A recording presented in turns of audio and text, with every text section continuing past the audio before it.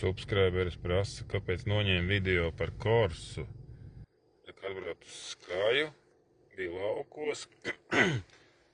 Tā tad reku bāka un 200 km nobraukti. Mēram ceturdaļa bāka. Un bākā līda kāda 45 litri laikam. Kā es domāju, ka patēriņš pa šosējot piecīti varētu būt 5-6 litri. 5.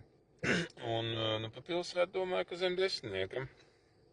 Vot tagad brauc, testējos visu kaut ko. Kods. Nepatīk, ka jānotonē logi. Nepatīk, ka aizmugurē, ka brauc mašīna beigas spīd spogulī, gaismas spilgti. Te kaut kas zem pečkas, ka bremzē bišķi klusu tā grabu, tad droši vien kāda izpūtēja aizsargs vai kaut kas tāds. Stūru vairs nevelk, braukt ir prieks. Nu, kas vēl? Gaisma ieslēgt. Lūk, Korsa, pa pirmo sorti. Spoguls, tad nolocīja arī nevarēja ciest, ka spīd aizmugurē kāds brauc. Palocīja tālāk, bet skaidrs, tur kaut kas jāpilnveido tādā konstrukcijā.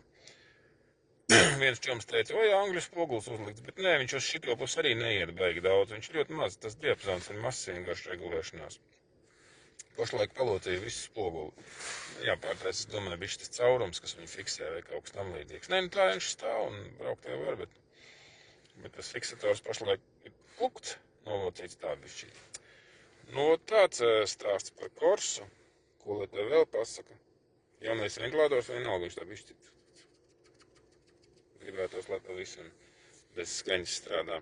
Tas pagaidām viss. Cerams, ka tev patika video. Taisīšu pretrūsu un tā.